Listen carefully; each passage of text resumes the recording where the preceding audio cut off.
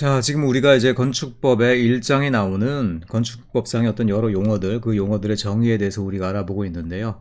그 중에 어떤 것들은 여러분들에게 익숙한 것들도 있고 조금 낯선 것도 있고, 그리고 익숙하지만 그 실제 내용은 우리 생각하고는 좀 다른 것들도 있고 좀 다양하게 나오고 있죠. 자, 그 중에서도 여러분들이 가장 많이 들어봤을 것 같은 용어들이 나오고 있습니다. 바로 뭡니까? 건축물이 탄생하기 위한 여러 과정, 요건에 대한 용어들이 나오고 있습니다. 그래서 거기에 해당하는 용어들을 한번 제가 정리를 먼저 해봤습니다. 건물도 생애 주기가 분명히 있어요. 그래서 그 생애 주기에 따라서 법과 연결되는 프로세스들이, 스텝들이 쭉 있거든요. 그래서 그걸 여러분들이 용어를 조금 미리 이해하고 있어야 되겠다라는 얘기입니다. 일단 그러면 건물은 어떻게 탄생을 하느냐? 건물이 한 번에 슉 탄생하는 게 아니라 여러 가지 단계를 거치게 돼요. 건축법에서의 건축은요, 건물과 토지, 그러니까 대지죠, 대지. 그러니까 건물이 올라가는 건축이 되는 어떤 땅덩어리를 우리가 대지라고 했으니까 대지.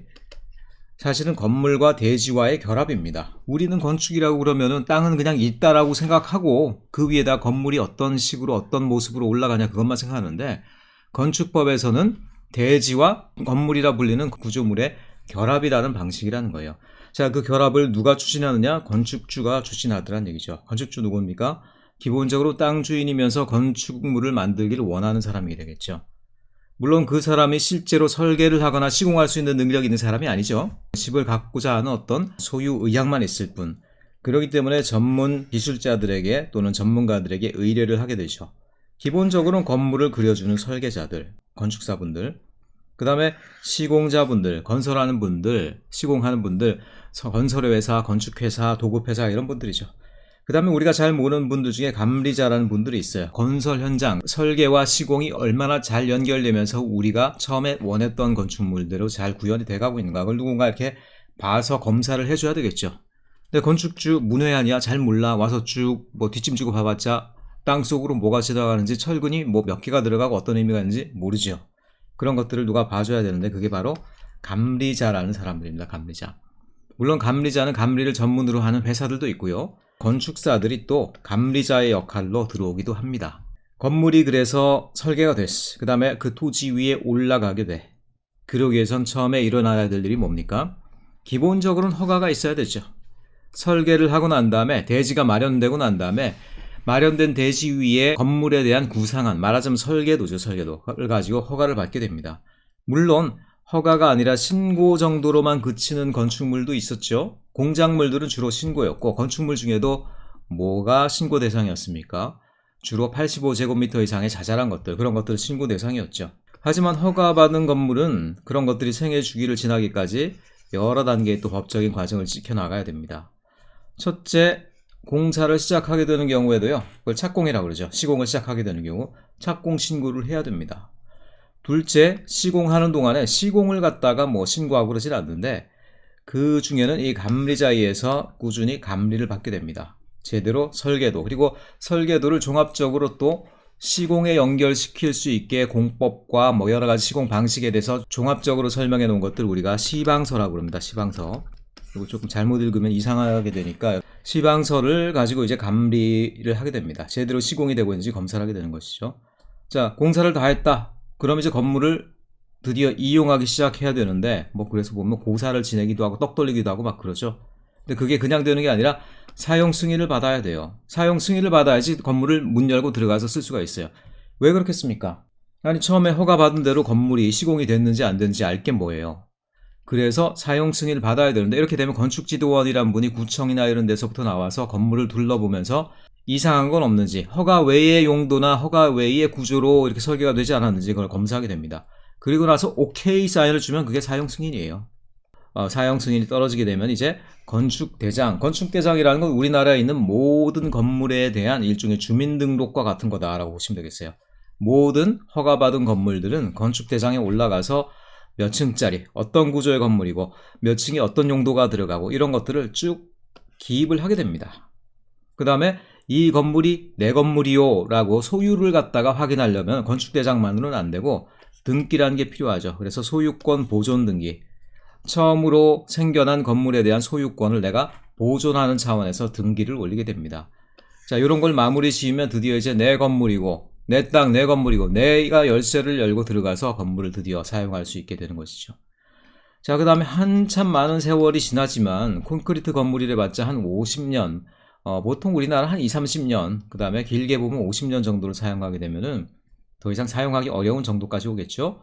하지만 유지 관리를 잘 하게 되면은 그 기한이 늘어나게 되죠. 하지만 언젠가는 철거를 하게 되죠. 철거도 있고 멸실도 있고 둘 다는 이건 허가는 아니고 신고입니다. 철거는 수명이 다해서 내가 더 이상 쓸 수가 없어서 철거하는 행위. 멸실은 뭐라고 했습니까? 내가 원하지 않았지만 재난에 의해서 건물이 철거될 수밖에 없는 상황에 오는 경우, 그걸 멸실이라고 부릅니다. 신고를 하게 되면서 드디어 건물의 생애 주기가 끝나게 된다. 그래서 여러분들이 여기 나오는 용어를 이런 어떤 건물의 생애 주기라는 차원에서 연달아서 이해를 해야지, 허가는 뭐고 착공은 뭐고 따로따로 여러분들이 이 용어를 이해하는 것들은 의미가 없다는 겁니다. 자, 그 다음에 법 8조에 보면 리모델링이라는 단어가 나옵니다. 리모델링이라는 단어는 비교적 최근에 들어간 용어죠. 용어인데 마치 이게 영어 단어이기 때문에 당연히 다른 어떤 주로 한문어로 되어 있는 용어들과는 이질감을 느낄 수 있죠. 일종의 또 리뉴잉과 관련된 많은 단어들이 이미 용어, 법적 용어로 쓰이다 보니까 이것도 저것도 아닌 제3의 용어가 필요한데 그거에 붙일 마땅한 명칭이 없어. 그러다 보니까 관습적으로 쓰이고 있는 영어 명칭을 그대로 법적 용어에다 도입한 경우가 되겠어요. 자, 이건 뭐냐? 요거는 여러분들 주로 재개발과 재건축으로 표현되지 않는 어떤 제3의 리뉴잉 방법을 설명하기 위해서 도입한 그런 용어다라고 보시면 되겠어요. 재개발과 재건축이라는 건 뭡니까? 자, 우리 5대 건축 행위가 있었죠. 신축, 그 다음에 증축, 개축, 재축, 이전. 5대 건축 행위가 있었다라는 거예요. 허가 대상이 되는. 근데 재개발과 재건축이라는 건 뭡니까? 이거는 이게 재축일까요? 재자가 들어가니까? 아니면 증축일까요? 좀 더 큰 건물을 짓는 거니까? 사실 그런데 이거는 신축도 엄청난 신축에 가깝습니다. 왜 그렇습니까? 기존에 있는 환경들을 완전히 지워버리고 새롭게 부지만 남겨놓은 상태에서 새롭게 완전히 건물과 단지를 새로 올리는 거 아니에요. 재자란 말은 들어갔지만 신축에 가까운 행위다라는 겁니다. 그런데 여기 어떤 문제가 있어요? 이런 것들이 굉장히 우리나라에 많은 문제를 가져왔죠. 자, 조그만 집이 몇 채 있던 어떤 동네가 거대한 아파트촌으로 변해. 이렇게 되는 동안에 생기는 여러 가지 사람들 사이의 갈등들, 이것 때문에 기존에 있는 주민들이 쫓겨나가는 문제들, 국토의 전반적인 균형이 깨지게 되는 문제들 등등 여러 가지가 많죠. 자, 그러면 기존에 있는 아파트들 다 지워버리고 새롭게 아파트를 막 올려버리는 그런 재건축, 재개발 말고 기존에 있는 아파트를 잘 고치고 개선해서 오랫동안 쓸 수 있게 하는 그런 방법은 없을까라는 어떤 고민을 할 수밖에 없겠죠. 그러다 나온 게 리모델링이라는 겁니다. 리모델링. 싹 지워버리고 새롭게 짓는 건 재개발 아니면 재건축이에요. 재개발은 단독이나 일반 아파트가 아닌 주택을 아파트 형태로 짓는 건 보통 재개발이고요. 기존에도 야트막한 아파트였는데 새롭게 높고 큰 아파트로 짓는 건 재건축입니다. 근데 리모델링이란 건 뭐냐? 아파트를 가지고 새롭게 짓는다는 측면에선 재건축하고 똑같아요. 하지만 재건축과 리모델링은 그럼 뭐가 다르겠습니까? 리모델링 같은 경우 읽어봅시다. 노후화된 건물, 주로 아파트입니다. 아파트의 기능과 구조를 개선, 증대하는 행위. 새로 짓는다는 얘기는 안 써있죠? 기능과 구조를 개선, 증대한다. 그러면은 조금 낡은 부분 뜯어내고 새롭게 보강하고 뭐 인테리어도 넣고 그러면서 살짝 이렇게 면적도 넓혀주고 뭐 이런 것들을 얘기한다라고 볼 수 있겠죠. 새로 짓는 행위 절대 아닙니다. 기능과 구조를 개선, 증대하는 행위. 증대라는 거 보니까 약간의 어떤 증가는 있을 수 있는 것 같아요. 그 다음에 건축물의 노후화를 억제. 재개발, 재건축이나 리모델링이나 다 노후화를 억제하는 방법이에요. 그런데 이거는 노후화된 건물을 뜯어버리고 새롭게 올리는 방법인데, 리모델링은 뭐냐? 기존에 있는 건물을 어쨌든 놔두는 상태에서 그거를 갖다가 노후화를 억제한다라는 얘기니까 건물의 상당 부분을 유지한 채 그거를 새롭게 리뉴잉하는 방법이라고 볼 수 있겠죠. 그러니까 노후화된 부분만 일부 개선을 해주는 방식으로 이루어지는 거다, 이렇게 볼 수가 있겠죠. 그런 형태의 개선하는 방법을 법적인 용어는 뭐라고 그래요? 대수선이라고 합니다. 대수선. 대수선 같은 경우도 건축행위가 되고 허가행위가 되죠. 대수선 뭡니까? 뭐 기둥 3개 이상, 보호 3개 이상, 그리고 내력벽 30제곱미터 이상 수선 변경하는 행위를 다 대수선이라고 그런다고 그랬죠. 그리고 그런 것들은 허가에 해당하는 행위라고 그랬죠. 어쨌든 허가에 해당하는 행위긴 하지만 건축 자체는 아니죠. 새롭게 건축만 하지 않는 선에서 건물을 최대한 고칠 수 있게 하는 것들이 대수선인데, 대수선까지도 리모델링에 포함되더란 얘기입니다. 그 다음에 건축물의 일부를 증축, 그 다음에 개축하는 행위까지도 리모델링에 포함된다. 하지만 신축은 아니다. 신축은 왜냐? 재건축이기 때문에. 자, 그럼 정리해 봅시다. 리모델링은 기존에 있는 아파트를 어디까지 고칠 수 있어요? 신축하는 건 아니야. 신축하는 건 재건축이에요. 그러면은 자 5대 건축 행위 봅시다.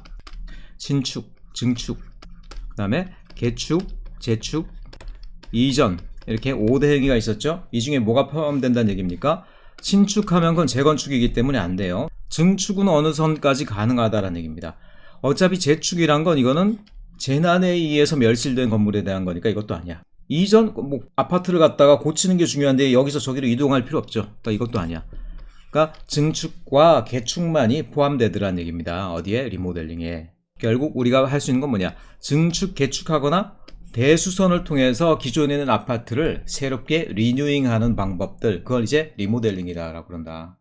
왜 필요해요? 싹 지워버리고 새롭게 아파트를 올리는 그런 재건축을 피하면서도 기존에 있는 아파트를 새롭게 개선해 나갈 수 있고 수명을 늘려갈 수 있게 하기 위해서 그렇게 궁여지책으로 만들어낸 것들이 리모델링이다라는 겁니다. 그래서 또 이런 부가적인 조항이 또 들러붙게 돼요. 리모델링이 쉬운 주택 구조를 적용 시. 이 말은 뭐냐? 아파트를요 굉장히 복잡하고 프리폼으로 막 괴상하게 지어 놓으면은 새롭게 계산하고 해서 리모델링 하기가 쉽겠습니까? 어렵겠습니까? 기본적인 구조체 중심으로 탄탄하게 만들어 놓은 아파트들이 뒤에 새롭게 개선하는 것도 편하겠죠. 프랭크 게리 같은 양반이 와서 아파트를 굉장히 프리폼으로 현란하게 만들었다. 그 다음에 나중에 그 설계도를 볼 줄 아는 사람도 별로 없는데 그걸 누가 와서 어떻게 리모델링을 해? 안 되겠죠? 그래서 리모델링이 편한 아파트 구조가 있고요. 그렇지 않은 아파트 구조가 있습니다. 근데 리모델링에 편한 아파트 구조를 적용하는 그런 아파트 같은 경우는 아예 처음부터 용적률 높이 등을 120%까지 늘려주겠다라는 겁니다. 리모델링을 장려하겠다는 얘기죠. 리모델링을 키워주기 위해선 재건축에 없는 또 다른 어떤 어드밴티지를 줘야 되겠죠. 그게 바로 요 규정이다. 처음부터 리모델링의 편한 구조를 만들면 이 말은 뭡니까? 우리 아파트 나중에 고칠 때가 되더라도 재건축이 아니라 리모델링을 하겠소 이런 얘기가 되겠죠. 120% 내에서 높이나 용적률을 완화시켜주겠다 이런 얘기가 되겠죠. 자, 리모델링과 재건축의 차이 거기에 대해서 여러분들이 잘 이해를 하시면 되겠습니다. 그 다음에 특수구조 건축물이라는 얘기가 나오는데요. 이거는 갑자기 또 법이 아니라 시행령으로 바뀌었죠. 시행령 2조 18에도 역시 용어들이 쭉 나와 있는데 자, 법 2조에도 용어가 나와 있고 그 다음에 시행령 2조에도 용어가 쭉 나와 있어. 왜 그럼 용어를 갖다가 법에도 써놓고 시행령에도 써놓냐라는 건데 비교적 최근에 발생한 그런 용어 같은 경우는요. 지금 시행령으로 일단 올라가 있는 경우들이 많아요. 옛날부터 있고 일반적으로 쓰이는 용어 같은 경우는 법으로 들어가 있고요. 최근에 발생한 용어는 주로 시행령에 먼저 들어가 있는 경우들이 많습니다. 특수구조 건축물이라는 이 개념도 최근에 이제 반영된 것들이에요. 왜 반영됐겠습니까? 특수한 구조의 어떤 건축물이 많아지기 때문이에요. 이 특수구조 건축물이라는 것들은 뭐냐? 특별한 형태의 어떤 구조 기술이 필요해요. 새로운 형태의 어떤 공법이 필요해요. 이걸 만들기 위해서. 그렇기 때문에 이거는 일반적인 어떤 구조로 판단할 수 없는 특별히 전문가가 와서 판단할 필요가 있는 그런 특수한 형태의 구조물이라는 얘기입니다. 어떤 것들이 그런 걸까요? 자, 일반적인 건축 구조가 아닌 대공간, 장간. 대공간이라는 거는 기본적으로 기둥과 기둥 사이의 길이가 길다는 얘기입니다. 일반적인 기둥과 기둥 사이의 간격은 보통 얼마 정도가 돼요? 한 6에서 한 10m 정도가 됩니다. 이게 기본적인 콘크리트 구조예요. 그런데 예를 들어서 기둥과 기둥 사이가 20m가 되게 할 수 있습니까? 할 수 있죠. 예를 들어서 실내 뭐 농구장 이런 거 같은 경우는 기둥과 기둥 사이의 간격이 뭐 한 30m도 되잖아요. 근데 그 경우는 일반적인 기둥이 일반적인 콘크리트 기둥이 아니고 철골 구조라든가 아니면은 프리캐스트 콘크리트라고 그래서 누르는 힘을 미리부터 버틸 수 있게 단단하게 이렇게 만들어진 당기는 힘이 있게 만들어진 그런 특수한 형태의 구조거든요. 큰 공간, 기둥과 기둥 사이가 멀리 있는 공간들은요 특별한 구조 기술이 들어가야 돼요. 특수한 구조가 들어가야 되는데 그걸 엉터리로 하게 되면 그만큼 사고가 날 확률도 커지겠죠. 걔네들에 대해서 조금 더 특별한 명칭을 부여해서 관리하겠다라는 측면에서 걔네들을 특수구조 건축물이라는 이름을 붙이게 됐습니다. 어떤 것들이 그런 거예요? 요거는 여러분들이 좀 기억을 해 두시는 게 좋습니다. 3m 이상 돌출한 것들. 돌출했다라는 거는 기둥이 없다는 얘기입니다. 자, 3m 이상 이렇게 나왔는데 그 밑에 또 기둥을 넣었어. 그럼 이거는 나온 게 아니죠.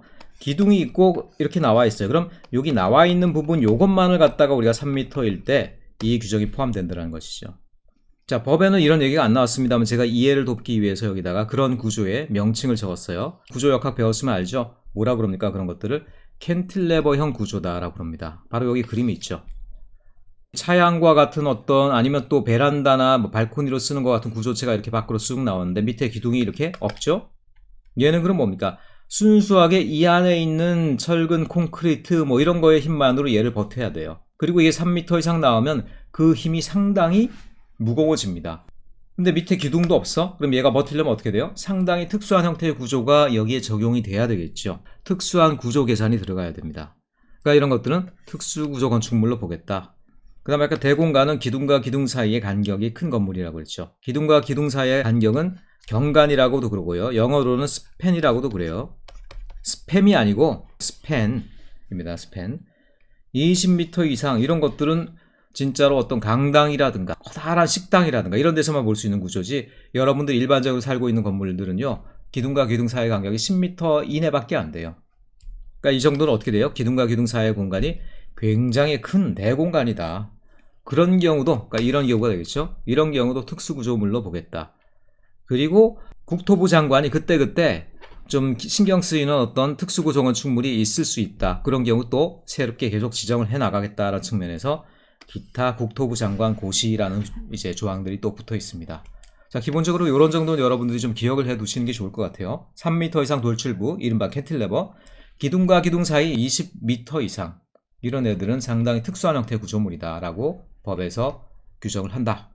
그 다음에 이제 도로는 그 뒤에 나중에 대지, 도로 이런 식으로 건축법의 한 장으로 따로 나와요. 그때 가서 상세하게 설명을 하겠지만 지금 용어 차원에서도 여러분들이 도로의 개념에 대해서 어느 정도 정리를 해놓고 그 다음에 단독적으로 다룰 때 좀 더 심화학습하자 이런 차원에서 조금 내용들을 많이 설명을 해놨습니다. 도로라는 건 뭐냐? 기본적으로 건축법에서는 4m 이상만 도로가 됩니다. 도로가 이렇게 쓴 폭이 4m 이상 돼야 된다는 거예요. 여러분 이제 여기서 4, 6, 8이라는 숫자를 기억해 놔야 됩니다. 4, 6, 8. 왜냐? 4라는 거는 이제 도로의 최소 요건입니다. 어디서 규정됐어요? 바로 건축법에서 규정되어 있죠. 건축법에서 인정받은 도로는요, 최소 폭이 4m 이상이 돼야 돼. 하지만 6m라는 건 뭐냐? 도로법에서는 또 6m 이상을 하라고 돼 있어요. 도로법에서는. 그러니까 도로법 기준으로 볼 때는 6m가 최소야. 자, 그럼 8m란 건 뭐냐? 그런데 생각을 해보니까 비상용 차량 있잖아요. 예를 들어서 커다란 그 소방차 같은 것들. 자, 그런 것들이 원활히 지나가려면은 가끔가다 옆에 이제 방해물이 있기도 하고 그러기 때문에 사실은 8m 정도가 확보가 돼야지 비상용 차량들이 원활히 진입을 할 수 있거든요. 그래서 실제로 설계를 할 때, 특별히 비상시를 고려할 때는 우리가 8m 폭 이상으로 도로를 설계를 해야 된다라고 보통 생각하고 있어요. 그러니까 여러분들이 실제로 단지를 설계하거나 도시를 설계할 때 특별한 이유가 없는 이상 모든 도로는 8m 이상으로 해야 됩니다. 8m를 봤자 뭐예요? 예를 들어서 한 3.5m 정도 한 차선씩 놓으면 왕복 2차선만 하더라도 7m예요 벌써. 양쪽으로 사람 지나다니기도 어렵겠죠. 그게 8m예요. 그러니까 최소가 될 수밖에 없겠죠. 차량이 왕복 왔다 갔다 하려면. 그렇기 때문에 4m, 6m는 굉장히 이거 좁은 도로입니다. 건축법은 4m, 하지만 도로법에서는 6m. 하지만 실제로 우리가 설계를 할 때는 8m 폭으로 최소로 설계를 해야 된다. 이걸 여러분들이 기억해 놓으시기 바랍니다. 자, 폭에 대해서는 이렇게 정의가 되어 있고요. 그 다음에 건축법에서는 예정도로 역시 도로에 포함된다. 예정된 도로라는 건 뭡니까? 계획은 되어 있는데 실제로 시공이 되지 않은 도로예요. 그것도 도로에 포함한다라고 그랬는데 이게 무슨 얘기지? 이게 뭐가 중요한가라고 하겠지만 실제로 굉장히 중요한 규정입니다. 왜냐? 건축을 하려면 뒤에 나오겠지만 너비 4m 이상의 도로에 최소 2m 이상 접해야지만 대지가 성립 가능하고요. 대지가 성립할 때 그 위에 건축물이 올라갈 수가 있어요. 그 말은 뭐냐? 도로가 없는 땅에는요, 건축을 할 수가 없다는 얘기야. 내가 이만큼 땅을 사놨어. 뭐 100만 평 이렇게 사놨어. 어딜 가도 도로가 없어. 그러면 어떻게 됩니까? 말짱꽝이라는 거야. 내가 근데 도로가 없는 땅이었는데 보니까 국토부에 나와 있는 어떤 도로 계획들을 이게 우리가 열람을 해보니까 나중에 여기 도로가 이렇게 지나가도록 계획이 돼 있네. 점선으로 이렇게. 예정도로죠, 예정도로. 아유, 그럼 이제 한숨 돌리는 거지. 그럼 여기 어떻게 돼? 접하는 요런 대지에다가 우리가 다 건축을 할 수가 있는 거가 되겠죠. 지금 현재 도로가 없다고 하더라도 앞으로 도로가 들어서는 예정 도로가 있는 경우에는 역시 대지가 성립하고요. 우리가 건축을 할 수가 있다는 얘기입니다. 그래서 여러분들이 부동산을 볼 때 가서 일단 도로가 있는지 없는지 봐라 이런 얘기를 많이 할 텐데 그건 하수들의 표현이에요.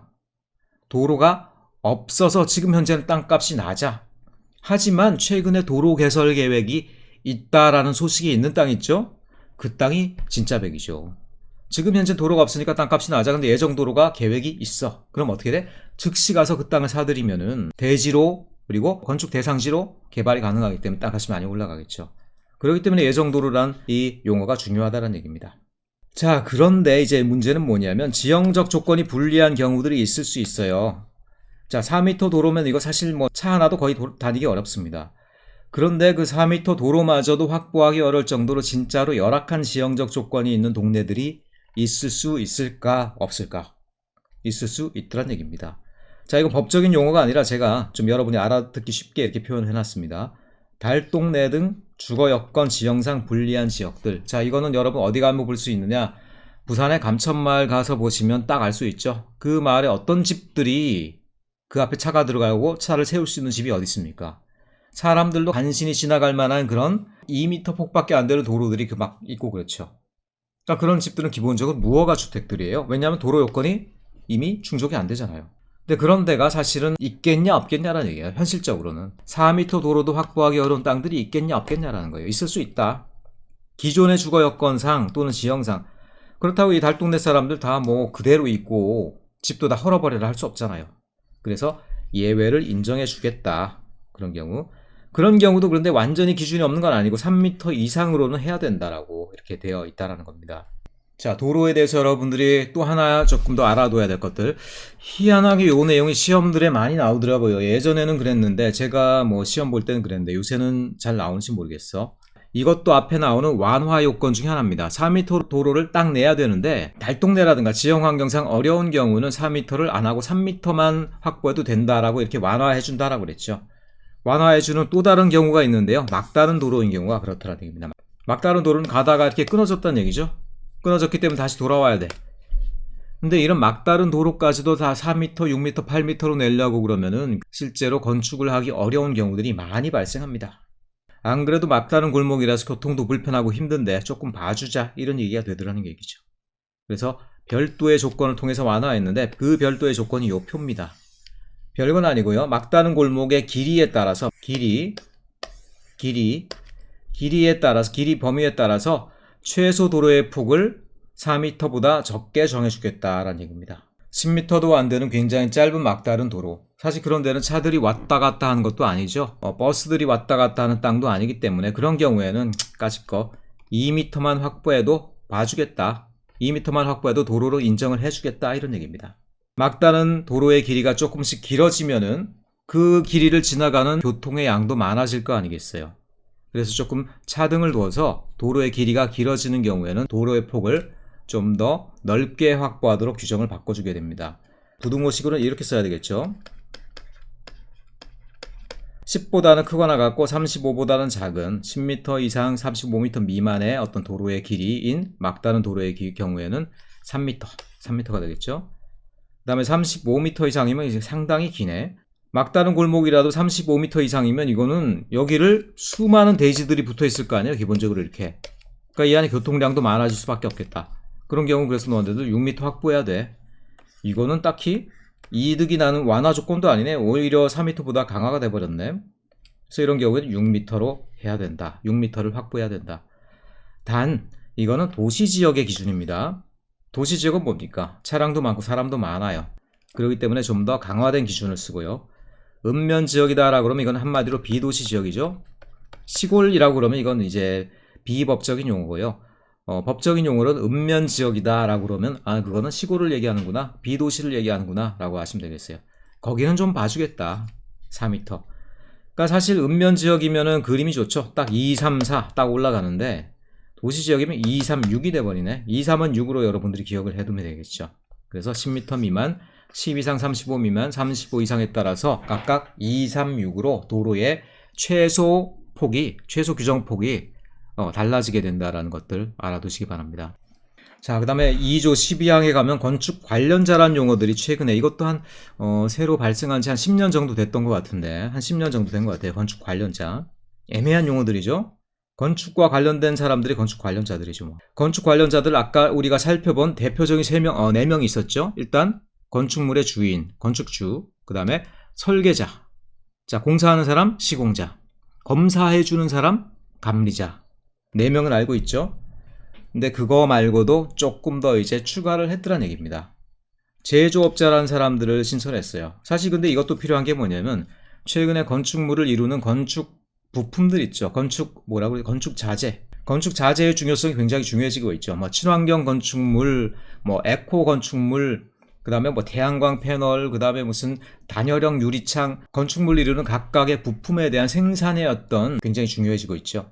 그래서 건축물의 각 부품, 부분이나 아니면 구조 부품이나 아니면 내장 외장 부품들 만드는 사람들, 제조업자까지도 이제 우리 건축 관련자에 넣겠다 이런 얘기가 되더란 얘기예요.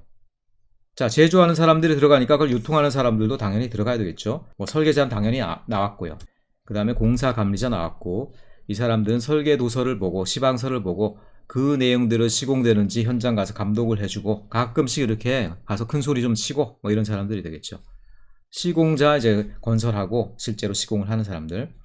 그 다음에 관계 전문 기술자라는 분들도 또 탄생을 했어요. 건물이 기존에 있는 기술대로만 가는 게 아니라 새롭게 추가되는 어떤 새로운 형태의 기술 또는 우리가 일반적으로 할 수 없는 복잡한 형태의 기술이 적용되는 건축물, 이런 것들이 많이 생기고 있더란 얘기입니다. 그래서 그런 경우에는 관계 분야, 전문 분야 기술자를 또 초빙을 해야 돼요. 그래서 설계나 감리 시 그들이 자신의 어떤 전문 기술로 조언을 해준다라든가 또는 관리 감독을 해줄 필요가 있겠죠. 그러니까 대표적인 것들이 이제 구조 기술사가 되겠죠. 특별한 구조, 특별한 어떤 내력이 필요한, 특별하도 재난 환경에 대해서 대비가 필요한 그런 특수한 형태의 구조물들, 건축물들이 있을 수 있죠. 그런 경우에 이런 분들이 나타나서 이런 경우는 이 정도로 구조를 보강해야 됩니다 라고 또 이렇게 한 줄 딱 써주는 거죠. 자, 부속 건축물이라는 거는 앞에 우리가 이미 한번 다뤘어요. 언제 다뤘습니까? 5대 건축행위가 있었죠. 신축, 증축, 개축, 재축, 이전. 그 중에서 뭘 다룰 때 부속 건축물이란 말이 등장했어요? 증축에서 등장했죠. 증축. 뭐라 그랬습니까? 건축법에서 건축이라는 거는 건물과 대지와의 결합이라고 그랬죠. 그래서 대지 내에서 건물들이 이루어지는데 건물이 하나만 들어가는 게 아니라 주된 건물이 있고 부속된 건물이 또 있을 수 있다라고 그랬죠. 그래서 얘네들은 서로 하나의 구조체로 연결되어 있지 않음에도 불구하고 주된 건물이 있는 상태에서 부속된 건물을 짓는 거는 신축이 아니라 같은 한 건축 단위 내에서 이루어진 거기 때문에 증축에 해당한다라고 건축법에서 특이하게 정의한다라고 그랬죠. 부속 건물이냐 아니냐는 증축이냐 아니냐를 판가름하는데 중요하더란 얘기예요. 그래서 같은 대지 내에서, 같은 대지에 중요합니다. 주된 건축물과 분리된, 붙어 있으면 그거는 그냥 증축이니까 분리된 부속 용도의 건축물, 뭐 창고라든가 식당, 화장실이 대표적인 것들이겠죠. 발코니가 법적인 용어라는 데서 여러분들이 좀 당혹감을 느끼죠. 근데 이게 왜 중요하냐면요. 발코니라는 게 뭡니까? 자, 건물이 이렇게 있어요. 건물이 있으면 옆에 이렇게 발코니 공간이 이렇게 뿅 솟아나와가지고요. 여기가 이제 말하는 빨래도 널고 여기서 여러분들이 바람도 쐬고 담배 피면 안 되겠지만 어쨌든 바람을 쐬고 이런 행위를 하게 되죠. 이렇게는 돌출된 부분이에요. 이런 것들을 왜 그럼 건축법에서 굳이 규정을 해주느냐? 이게 굉장히 중요해요. 왜냐하면 이게 구조상 위험할 수 있는 부분이잖아요. 기둥이 없이 밖으로 아까 돌출되어 나와 있는 부분이에요. 그래서 이런 부분이 3m를 만약 넘게 되면요. 이거는 특수구조 건축물이 돼요. 어쨌든 구조상으로 이게 살펴봐야 될 부분이기도 하고 또 하나 얘가 중요한 게 뭐냐면 자, 이런 건물을 위에서 내려다보면 어떻게 생겼어요? 이렇게 생겼겠죠? 이 부분이 발코니 부분이란 말이야. 자, 그럼 이 건물의 건축 면적은 요거예요? 아니면 이것까지 포함이에요? 발코니까지? 애매하죠? 아니, 바닥까지 다 이렇게 서 있는 부분만 하면 요 직사각형 부분인데 근데 발코니까지 포함하면 이만큼이 늘어나게 돼요. 근데 발코니는 바닥 땅 위에는 올려져 있지 않잖아요. 그럼 대체 이 건축물의 건축 면적을 뭘로 봐야 되냐는 거죠. 그러기 때문에 이 발코니를 규정하는 것들이 이제 법적으로도 중요하다는 얘기입니다. 그래서 시행령에 나와 있고요. 일단 용어의 정의는 뭐냐? 건축물의 내부와 외부를 연결하는 완충 공간이다 라고 되어 있고요. 실제로 이 발코니는요. 비상용도로서 성격이 강해요. 불이 났을 때 어떻게 됩니까? 외기의 면에서 바깥에서 바람을 쐬면서 구조를 기다릴 수 있잖아요. 그렇기 때문에 굉장히 원래는 중요한 곳입니다. 또 일반적인 경우에는 전망과 휴식의 용도로 쓰고 있죠. 그리고 건축물의 외벽에 접하여 부가적으로 설치하고 있고 밑에 기둥은 없습니다.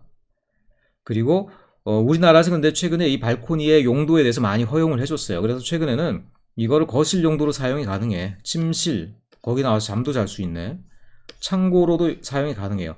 참고로 이런 거 외국에서는 이런 것들이 허용이 거의 안 됩니다. 왜 그래요? 원래 발코니라는 거는 비상 용도에 이용하기 위한 공간이기 때문에 거길 막아놓고 거기를 거실로 쓰고 있다. 그럼 나중에 불났을 때 대피할 데가 없잖아요. 근데 우리나라에서 이걸 많이 좀 풀어줬기 때문에 좀 문제가 되고 있는 상황들입니다. 자, 어쨌든 그게 발코니인데요. 근데 중요한 거 아까 처음에 했던 물음이 있죠. 그러면은 발코니 튀어나오는 부분이, 자, 여기 연면적이라고 나와 있는 걸 일단 바닥 면적으로 조금 해놓을까요? 물론 연면적이라고 해도 큰 상관은 없는데, 일단 그리고 1.5m까지는 바닥 면적에 산입되지 않는다라고 되어 있어요. 뒤에 나온 그림으로 일단 설명을 할게요. 1.5m까지는 연면적에 포함이 안 된다라고 되어 있고, 그 다음에 베란다와의 차이는 또 뭐냐? 발코니란 말과 베란다란 말을 우리가 굉장히 좀 섞어서 쓰고 있고, 베란다란 말을 우리가 더 많이 씁니다. 근데 실제로 발코니, 우리가 생각하는 건 발코니고요. 베란다는 사실 우리나라에 거의 없어요. 이 그림이 건물의 구조에 대한 여러 가지 상황들을 다 설명해주고 있는 일종의 끝판왕인 것 같아. 그래서 우리가 생각하는 옥상광장, 베란다, 발코니, 필로티, 포치가 어떻게 생겨먹은 공간인지를 잘 설명해 놓고 있습니다. 일단 발코니는 캔틸레버예요. 캔틸레버라는 건 뭐냐? 기둥이 없이 바깥으로 삐져나온 공간이라는 얘기입니다. 기둥이 있으면 안 돼요. 밑에 기둥이 있고 여기가 비어 있으면 뭐가 됩니까? 그건 필로티예요. 그래서 발코니의 기본적인 조건은 뭐냐? 돌줄에 있는 공간이다. 밑에 기둥은 없다. 기둥이 없기 때문에 캔틸레버 구조라고 부릅니다. 그럼 베란다란 건 뭐냐? 자, 여기 나와서 담배 피는 사람 입장에서는 여기나 다 똑같아. 바깥에 나와서 외기에다 바람을 쐬는 사람들이죠. 근데 베란다는 밑에 층이 있어. 발코니는 밑에를 보면 낭떠러지고 아무것도 없어. 베란다라는 건요, 층 간의 면적이 달라질 때 그 달라지는 부분만큼 외부로 나와 있는 외기를 접하는 공간이 생길 거 아니겠어요? 그 부분을 지금 우리가 베란다라고 그런다는 거야. 그러니까 베란다는 어떤 경우에 생겨요? 층 간의 면적이 달라지는 부분에서만 생기더라는 거지. 근데 발코니는 그렇지 않고 층 간의 면적과 관련 없이 바깥으로 뽑아낸 공간이기 때문에 어디에나 생길 수 있다. 그게 베란다랑 발코니 차이입니다. 그래서 우리가 베란다라고 그러는 건 실제로 대부분 잘못됐어요. 우리가 얘기하는 베란다는 실제로는 발코니에 해당한다. 그거 말고 옥상 위에다가 따로 이렇게 정원을 차리고 한 것들, 이런 것들은 이제 옥상 광장이다라는 것들. 그리고 필로티라는 건 뭐냐? 외벽을 없애고 기둥만 남겨놓은 공간은 필로티라 본다. 그 다음 포치, PORCH라고 그러는데요. 포치, 이런 것들은 유럽이나 미국식 주택에는 굉장히 많이 있는 공간들이죠. 캔틸레버나 차양처럼 이렇게 튀어나오긴 했는데요. 다 기둥이 있어. 그러면서 비를 피하게 하면서 내부 공간과 외부 공간 사이에 일종의 어떤 완충에 해당하는 공간을 만들고 있죠. 대부분은 어떻게 돼요? 출입구에 만들어 놓은 공간이죠. 그 다음에 여기 의자 하나 놓고 할머니들이 왔다 갔다 하면 사람들한테 손을 들고 있는 공간 있죠. 그게 바로 포치예요. 그래서 건축물의 각 부분에 대한 명칭인데요. 법적으로는 이것만 다뤄지고 있어요. 근데 나머지 것들에 대해서도 여러분들이 일단은 이해를 하고 있는 것들이 발코니를 이해하는 데 중요하겠죠. 그 다음에 아까 발코니 같은 경우에는 1.5m까지는 건축면적 산정에서 제외한다라고 얘기했는데 그게 무슨 얘기냐? 바로 이런 얘기다라는 거예요. 자, 발코니 두 개를 지금 그려놨는데요. 요게 이제 건물의 벽면이에요. 뒤에 이제 건물이 있다는 얘기죠. 이런 식으로. 발코니가 튀어나와 있어. 둘 다 발코니야. 벽면에서부터 바깥으로 1.5m까지 튀어나온 점선을 이렇게 그렸어요. 그러면 어떻게 되느냐? 자, 옆에서 한번 봅시다. 여기가 1.5m라고 쳐요. 그러면은 자, 요 1.5m 이내에 해당하는 부분까지는 건축 면적 산정에서 제외를 한다라는 얘기입니다. 그 말은 뭐예요? 여기 요만큼. 자, 요만큼을 선을 그어 볼까요? 요만큼은 건축 면적 산정에서 빼버린다는 얘기입니다. 그럼 자, A라는 건물의 건축 면적은 어디가 되겠어요? 요 A라는 건물 자체의 면적 더하기 1.5m 바깥에 있는 요 B랑은 해당하는 부분의 면적의 합이 되겠죠. 그래서 A라는 건물의 건축 면적은 A 플러스 B가 되겠죠. 그러면서 요 점선 안에 있는 빗금을 친 부분은 제외가 된다라는 것이죠. 이게 무슨 얘기지? 왜 그렇게 하지? 여러분 이걸 그냥 외우면은 이거는 여러분들이 헷갈릴 수밖에 없고요. 그 뒤에 있는 배경의 이유, 리즌을 알아야 된다고 그랬죠. 왜 그럼 발코니 같은 경우 건축 면적을 산정하는데 1.5m까지는 빼주게 될까? 그 이유는 뭐예요? 그러니까 이 말은 뭐냐? 발코니를 만들 때 1.5m 이내로 한다라고 그러면 발코니가 없는 거나 마찬가지라는 얘기죠. 이렇게 돼 있고, 자, 여기서 1.5m를 재보니까 이만큼이야. 그래서 발코니가 튀어나온 게 1.5m가 안 돼. 그러면은 이 경우에는 요 면적 전체가 다 빗금을 쳐야 되겠죠. 그래서 이런 경우에는 건물 면적만이 건축 면적으로 들어가고 발코니는 전혀 건축 면적에 산정이 안 되겠죠. 자, 이게 왜 이런 일이 있느냐 그러면은 여러분이 먼저 이걸 생각해 봐야 돼요. 발코니의 면적이 건축 면적에 들어가는 게 유리하겠어요? 들어가지 않는 게 유리하겠어요? 들어가서 유리할 게 없어요. 왜냐? 건축 면적에 들어가게 되면요. 이것들이 어디에 또 포함됩니까? 용적률 산정에 들어가야 돼요. 용적률이 높아지면 어떻게 됩니까? 도시계획법, 거기 안에 있는 용도지역, 그것 때문에 제한받을 가능성이 크죠. 예를 들어서 내가 지금 한 248짜리 건물을 지었는데 2종 주거지역이라고 쳐봐요. 2종 주거지역의 한도가 250이잖아. 근데 248짜리 건물을 지었는데 발코니를 잘못 지어가지고 발코니가 건축 면적에 덜컥 들어가 버렸네. 1.5m 이상 뽑아내다 보니까. 그래서 계산을 하다 보니까 252%가 돼버렸어. 발코니 면적 때문에. 어떻게 됩니까? 상상치도 못하게 용적률을 갖다 여러분들이 어긴 게 되어버렸죠. 졸지에 불법 건축물이 되어버렸죠. 뭡니까? 발코니가 건축 면적에 들어가면요. 그만큼 여러분들이 법적으로 불리한 경우들이 많더라는 얘기죠. 그러니까 건물 자체 면적으로 쓸 수 있는 면적을 굳이 발코니에다가 배분을 하는 게 돼버려. 그러니까 사람들이 발코니를 낼 필요가 없겠다라고 되겠죠. 근데 발코니라는 것들이 실제로 건축적으로 또는 비상용도에 필요한 면적입니까? 아닙니까? 분명히 필요하긴 하거든요. 그렇기 때문에 또 발코니 때문에 손해보는 것 때문에 지나치게 발코니를 꺼리는 걸 막기 위해서 어느 정도 완화 규정을 둔 거죠. 완화라는 건 뭐냐? 법을 너무 까다롭게 적용하지 않기 위해서 살짝 피해 나갈 길을 준다는 얘기입니다. 그래서 발코니를 만든다고 하더라도 1.5m까지 나오는 부분은 건축 면적에 안 넣어줄 테니까 그래도 발코니를 한번 잘 만들어봐. 크게 부담 안 되니까. 이런 식으로 이제 법규를 만들어줬다는 얘기가 되겠죠. 그래서 이런 발코니 산정 면적 제외 규정이 있는 거고요. 자, 그 다음에 용어의 간단한 설명들만 필요한 것들이 쭉 나오는데요. 초고층, 중고층, 고층. 자, 고층이라는 거는 우리가 막연하게 생각하는 용어인데 최근에 법적으로 다 정의가 됐습니다. 첫째, 고층 건축물이라는 것들이 19조에 포함이 됐습니다. 법적인 용어예요. 우리가 막연하게 야 높다가 아니고 법적으로 정의된 고층 건축물입니다. 30층 이상이거나 120m 이상. 사실 이거는 기억하기 편하죠. 왜냐? 한 층이 보통 한 4m 정도가 된다라고 생각하잖아요. 그러니까 30층이면 이게 120m예요. 그래서 둘 다 같은 얘기입니다. 한 30층 정도에 해당하는 건물. 30층 이상이면 법적으로 고층 건물이다라는 겁니다. 그런데 이걸 만들어 놓고 나니까 이게 세월이 또 변했죠. 제가 어릴 때는 한 10층 넘어가는 아파트만 하더라도 너무 높아가지고 사람들이 떨어져 죽을까봐 겁내고 그랬어요. 최근에 그런데 아파트 어떻게 됩니까? 기본적으로 생기는 아파트가 다 32층, 35층 정도가 돼요. 50층 되는 아파트들도 부지기수입니다. 그러니까 옛날에 30층 이상이면 고층 건물이다라고 그랬는데 이걸 만들어 놓고 나니까 더 높은 건물들이 자꾸 생기는 거야. 어떻게 돼요? 추가를 해야 되겠죠. 그래서 초고층이라는 개념을 또 추가를 해버렸네. 일단 시행령에다 넣은 것 같죠. 시행령. 그래서 초고층 건물이라는 게 들어갔고 걔는 50층입니다. 4, 5, 200이겠죠. 역시. 근데 이렇게 해놓고 나니까 또 애매하죠. 그러면은 50층 이상인 건 초고층이고 30층 이상인 건 고층인데 근데 그러고 나니까 또 준초고층 건축물이라는 걸 또 규정을 했네. 이건 15-15의 2라고 돼 있는데 이거는 최근에 생기는 거일수록 뭐 뭐뭐의 1, 뭐뭐의 2 이런 식으로 확장이 되니까 가장 최근에 생긴 거가 되겠죠. 이건 좀 말이 좀 희한해요. 고층 건축물 중 초고층 건축물이 아닌 것? 이게 뭔 얘기지?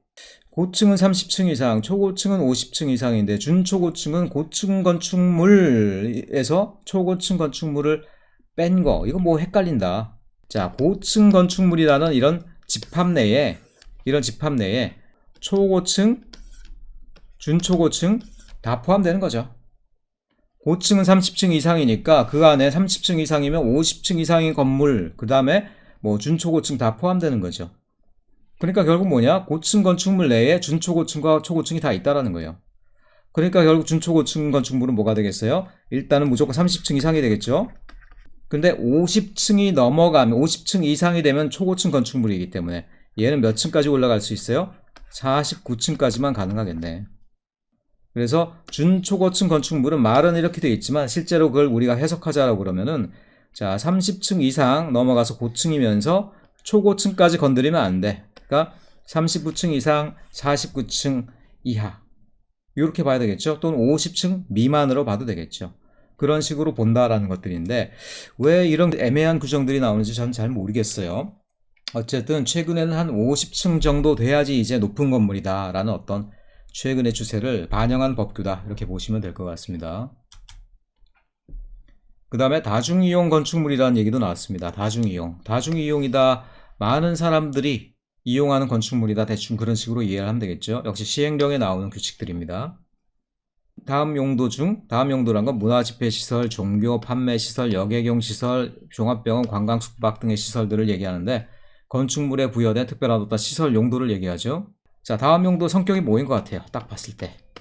딱 봐도 사람들이 무지무지 많이 이용하는 대표적인 사람들이 많이 몰리는 시설. 그야말로 다중이용 시설이죠. 사람들이 많이 몰리면서 특별히 바닥 면적, 건물의 규모도 큰, 건물의 규모가 크다라는 건 두 가지 측면이 있어요. 높이가 높거나 아니면 면적이 넓거나. 근데 주로 이런 용도들은, 여기 나온 용도들은 면적이 큰 형태의 용도들이죠.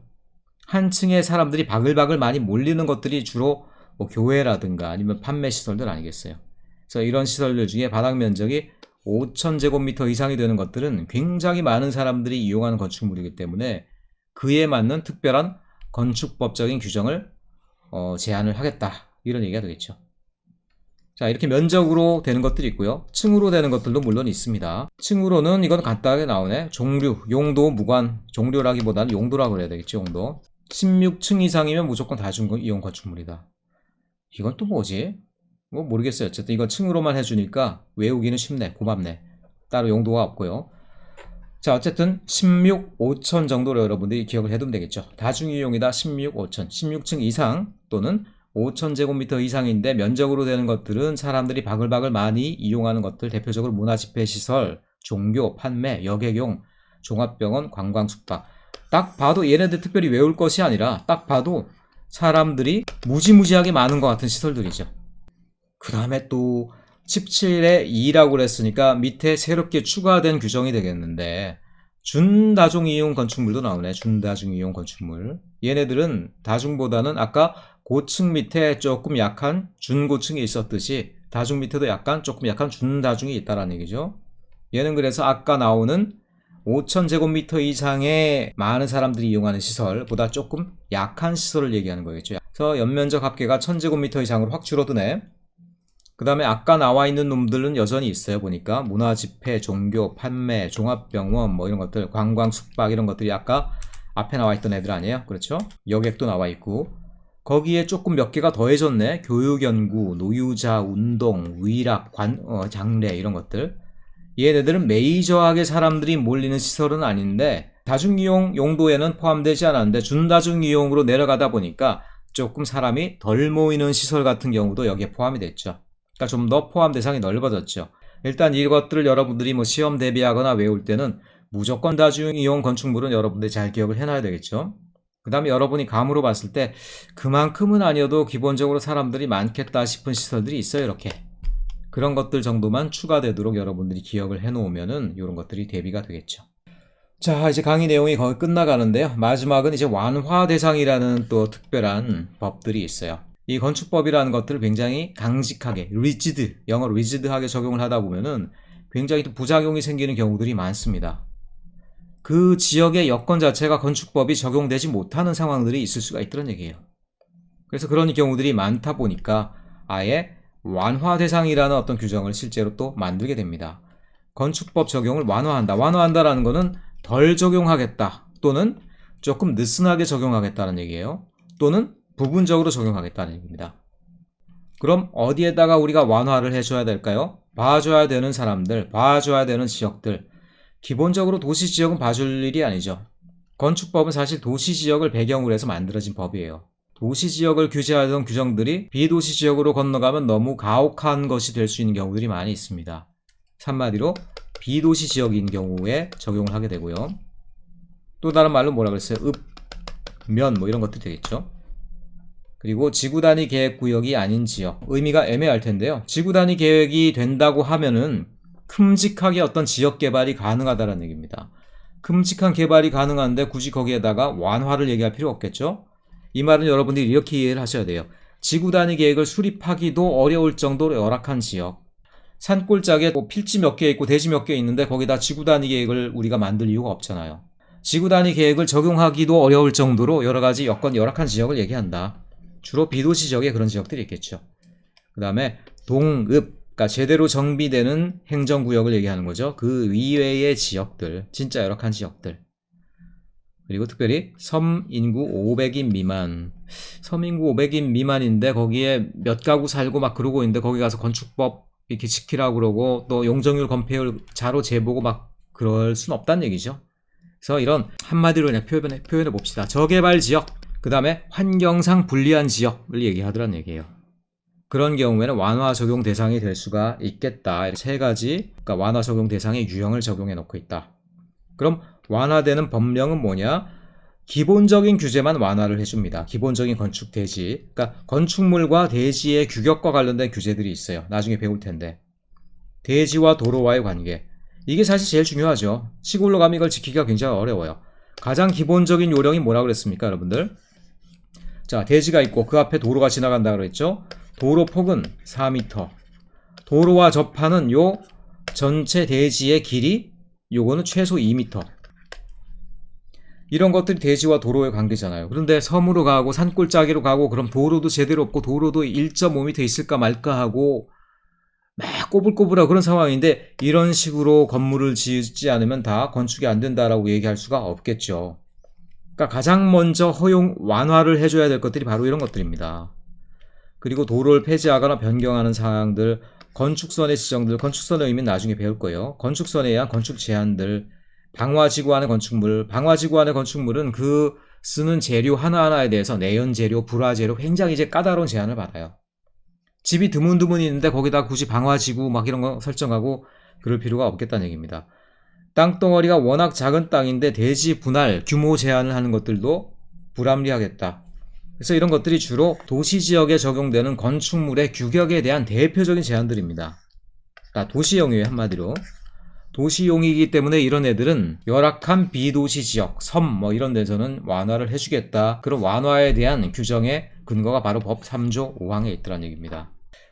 요 그림이 뭐냐면 이게 여러분 보시면 알겠습니다만 이게 뉴욕 브로드웨이 아닙니까? 요 삼각형으로 돼 있는 땅 요거 울릉도예요. 울릉도가 제가 찍은 사진들 많은데 그걸 다 잃어버렸어. 근데 가보면은 진짜로 울릉도라는 조그만 섬 내에서 집들이 보면 여러분 집과 집 사이에 틈도 거의 없죠.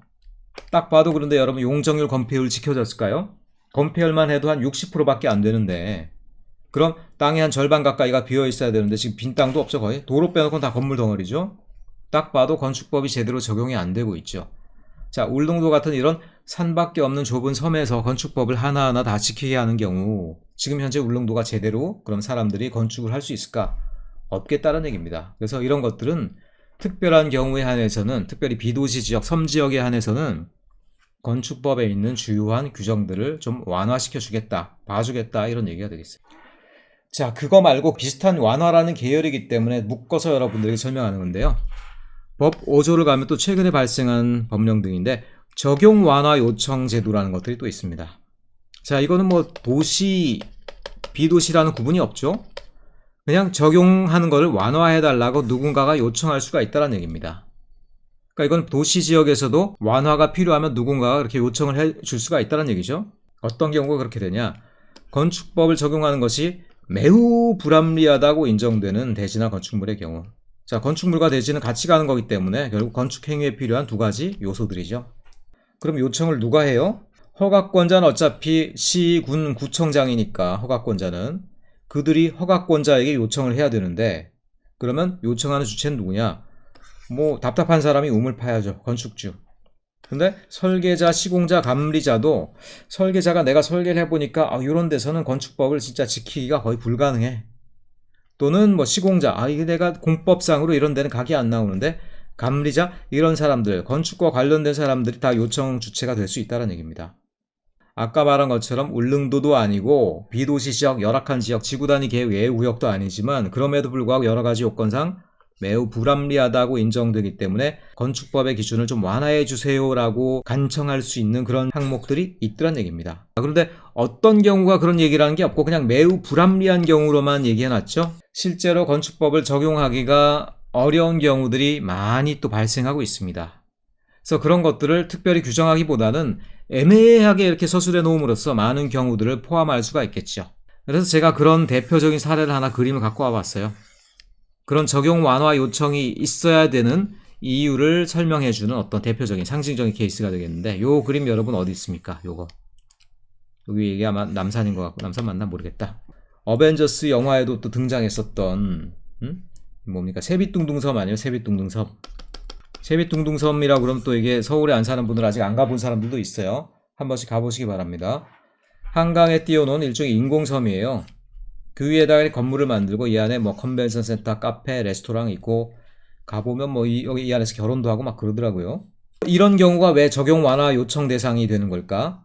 당연하죠. 지금 보면은 자, 이 건물에 대지가 있어요. 대지인데 대지가 한강 위야. 거기서부터 벌써 말이 안 되죠. 그 다음에 대지라는 것들도 내가 땅을 메우는 만큼 대지가 커지기도 하고 줄어들기도 해. 그리고 도로 있어요. 도로 없잖아. 강물 위인데 배가 왔다 갔다 하는 것들도 도로로 봐주세요 막 그럴 수 있어요. 그러니까 기본적으로 건축법상으로는 이런 건물들이 애초에 불가능하죠. 미래적인 건축물, 또 특별한 어떤 외관과 기능을 가진 건축물, 또 상징적인 어떤 기발한 건축물, 이런 걸 만들기 위해서라도 때로는 건축법을 완화해야 될 필요가 있겠더란 얘기입니다. 그런 경우를 감안해서 이 적용 완화 요청이 생긴 게 아니냐라고 저는 이제 상상을 해봐요. 자, 드디어 이제 첫 번째 강의 마지막으로 다른 법령과의 충돌과 관련한 법 구조 내용을 보도록 합시다. 그 말은 뭐냐? 건축법과 다른 법률들이 이렇게 붙었고 갈등 관계에 생기는 경우들이 있다는 얘기인데, 건축법과 무엇이 갈등을 일으킬 수 있을까? 여러분 잘 생각해 보세요. 건축법과 도시계획법? 아니죠. 도시계획법, 건축법은 상하위 법의 관계이기 때문에 갈등이 있으면 안 되죠. 사실은 민법이 그런 경우들이 많습니다. 민법 내용을 보면요, 주로 상당 부분의 내용이 이웃관계에서도 피해를 끼치는 것들을 막거나 보상하게 하는 대부분 그런 내용들이에요. 그게 바로 민법입니다. 형법은 뭐야? 진짜 차갑게 네가 범죄를 했으니까 깜빵을 가시오. 거의 이런 어떤 심각한 내용이죠. 근데 민법은 사람들이 살아가면서 서로 간에 손해를 끼치거나 피해를 주거나 했을 때 그런 것들을 보상하게 하는 그런 형태의 법들이라는 거예요. 그렇기 때문에 이웃관계에서 소음을 낸다라든가, 아니면은 내가 건물을 짓는 동안에 저 사람의 어떤 피해를 준다라든가, 내가 저 사람에게 향하는 햇볕을 가렸다라든가, 이런 거에 대해서 굉장히 민법은 엄밀하게 규정을 하고 있습니다. 그래서 건축을 하다 보면요, 특별히 건축을 하기 위해서 땅을 파다 보면요, 당장 옆집이 흔들릴 수도 있고요, 옆집에 소음이 날 수도 있고요, 수많은 민법상 피해를 끼칠 수가 있어요. 그래서 이런 것들이 굉장히 문제가 많이 됩니다. 건축법은 지켰는데, 건축법상 허가는 받았는데 이웃과 소송이 걸려. 뭐에 의해서? 민법상에 의해서. 건축법으로는 된다라고 그랬는데 민법상으로 손해를 당해. 그런 경우들이 바로 법령들과의 충돌이 되는 케이스가 되겠죠. 그래서 건축법 내에서 미리미리 이런 것들을 좀 규정을 해놨어요. 다른 법령과 충돌되는 부분들에 한해서 민법을 좀 피해갈 수 있도록 미리 이렇게 살짝 길을 내놨다는 겁니다. 특별히 건축을 하기 위해서 지하를 굴착하는 경우 굉장히 주변 건물에 피해가 많겠죠. 근데 실제로 차갑게만 보면 그것들이 다 민법 244조 1항에 위반되는 경우들이 굉장히 많이 생길 수가 있어요.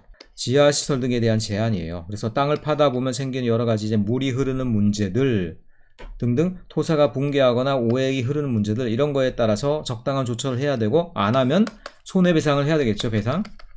그래서 이것 때문에 건축이 제대로 이루어지지 않고 소송이 걸리다 보니까 건축물이 올 스톱돼 버리고, 이런 경우들이 굉장히 많다는 얘기야. 건축법을 지켜서 허가받는 경우에 대해서는 민법 244조 1항을 적용하는 데 있어서 어느 정도 좀 봐달라, 완화를 해주겠다, 이런 식으로 건축법에 미리 규정을 넣어놓게 됐다는 얘기입니다. 자, 이런 것들이 있다는 것만 알아두고요, 지금 단계에서 우리가 이렇게 깊이 들어갈 내용까지는 아니니까 일단 완화되거나 아니면 다른 법령들 간의 관계까지도 규정해야 될 정도로 건축법의 내용들이 굉장히 좀 세분화되고 다양화되고 있다, 이런 경향에 대해서만 여러분들이 조금 파악을 해 두시면 되겠죠. 자, 여기까지가 이제 건축법 1장 총칙은 뭐였어요? 건축법의 목적, 그 다음에 건축법에 규정되는 여러 가지 용어들의 정의, 그것들을 다룬 부분이었죠. 그런데 그 용어를 정의하다 보면 자연스럽게 전체 건축법의 내용에 대해서도 리뷰를 할 수밖에 없게 된다라고 그랬죠. 그래서 1장 총칙이 그렇게 중요합니다. 그래서 총칙 내용을 첫 번째, 두 번째, 세 번째 영상 강의까지 만들어서 이렇게 올리니까 이 내용을 여러분들이 되도록 여러 번 좀 보시면서 파악을 하시면은 앞으로 여러분들이 공부하게 될 내용도 좀 더 쉽게 이해가 될 거라고 생각합니다. 여러분 긴 시간 수고하셨습니다. 다음 강의 때 또 뵙도록 하겠습니다. 감사합니다.